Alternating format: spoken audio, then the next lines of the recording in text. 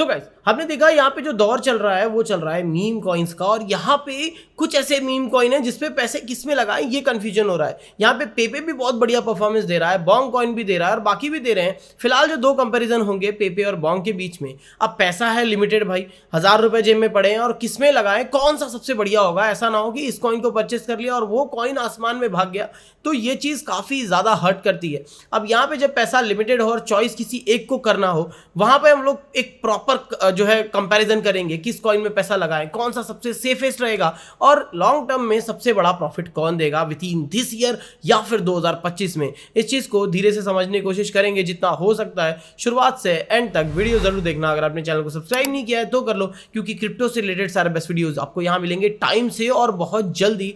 अब स्टार्ट करते हैं वीडियो। हेलो दोस्तों, मैं आपका शिवम सिंह स्वागत करता हूं हमारे चैनल जहां पर आज हम लोग जानेंगे बोंग कॉइन या फिर पेपे कौन सा सबसे बढ़िया परफॉर्मेंस देगा इस बुल रन में और कौन सबसे ज्यादा रिटर्न्स दे सकता है। अब ये चीज को समझना काफी ज्यादा आसान है अगर हम लोग इसको पॉइंट वाइज में डिवाइड कर लें। एक होता है सोशल मीडिया, एक हो गई कम्युनिटी और उसके साथ में इनके यूज केसेस और उसी के साथ में इनका फ्यूचर क्या हो सकता है वो अपने आप निकल के आ जाएगा रिजल्ट के तौर पे।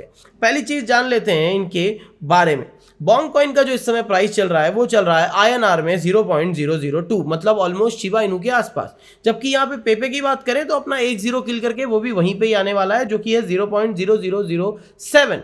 लेकिन दोनों की अगर मार्केट कैप की बात की जाए तो वो यहाँ पर आता है 311.72 बिलियन के आसपास। जबकि अगर हम लोग बात करें यहाँ बोंग कॉइन की तो बोंग कॉइन का जो मार्केट कैप आता है वो आता है 250 बिलियन के आसपास। तो अगर दोनों की सप्लाई की बात करें 93 ट्रिलियन जो है यहाँ पे बोंग कॉइन की सप्लाई है, उसी के साथ में 420 ट्रिलियन जो है यहाँ पर टोटल सप्लाई है पेपे कॉइन की जो कि सर्कुलेशन में आ चुकी है।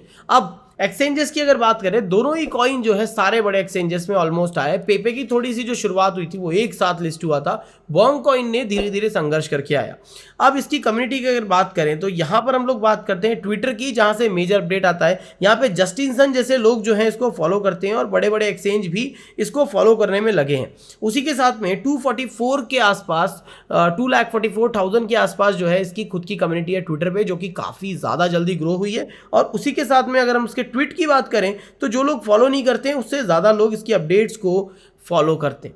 अगर हम लोग यही चीज फॉलो करें यहाँ पर पेपे कॉइन की, तो पेपे का भी कुछ इसी प्रकार का हाल है। पेपे की जो यहाँ पर कम्युनिटी है वो है 5,78,000, जो कि काफी कम टाइम पे गेन की गई है और बहुत बड़े मेजर अपडेट्स नहीं आते हैं, बस जस्ट वहां पे कुछ ना कुछ चीजें जो है आती रहती हैं, बट इतनी मेजर अपडेट्स नहीं आती हैं।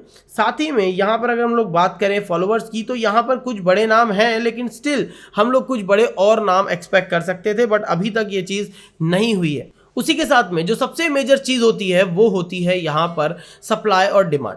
यहाँ पर हमने देखा बोंग कॉइन ने बढ़िया रिटर्न दिए, बट स्टिल पेपे के सामने वो बहुत फीका रह गया। अगर हम लोग यहाँ बात करें मार्केट कैप की, दोनों का मार्केट कैप जो है ऑलमोस्ट सेम है और यहाँ पे रिटर्न्स के मामले में यहाँ पर 3 to 4x दोनों से एक्सपेक्ट किया जाता है। सेफ्टी के मामले में हम लोग बोल सकते हैं कि बोंग कॉइन जो है यहाँ पर सोलाना चेन पे है, जबकि पेपे कॉइन ERC20 पे।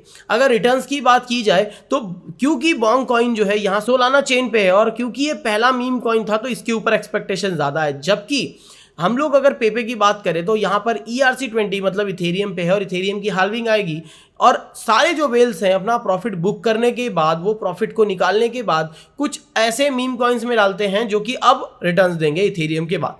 वहां पर नाम आ सकता है भाई पेपे कॉइन का, क्योंकि जब भी मैं प्रॉफिट बुक करता हूं, मान के चलो मैंने 1000 रुपए लगाए थे, वो 2000 हो गए, मैं अपने 1000 बाहर निकाल लेता हूं, 1000 को छोड़ देता हूं, वो 1000 रुपए को मैं वापस से किसी कॉइन में लगाता हूं और वो फिर से एक रिटर्न देने की एक्सपेक्टेशन रखता हूं, जहां पर ये जो मनी का फ्लो है वो आ सकता है पेपे कॉइन पे। इथेरियम के सबसे ज्यादा वेल्स होते हैं और इथेरियम का पैसा सबसे ज्यादा जल्दी मूव होता है यहां से वहां, तो हम लोग एक्सपेक्टेशन जो है देख सकते हैं। एक ओवरव्यू देता हूं रिटर्न्स के मामले में, दोनों ही कॉइन अनएक्सपेक्टेड है, दोनों के अभी फिलहाल कोई बड़े यूज केसेस नहीं क्रिएट हुए हैं और दोनों के रिटर्न्स जो है मैंने आपको समझा दिए कौन ज्यादा देगा कौन कम दे सकता है।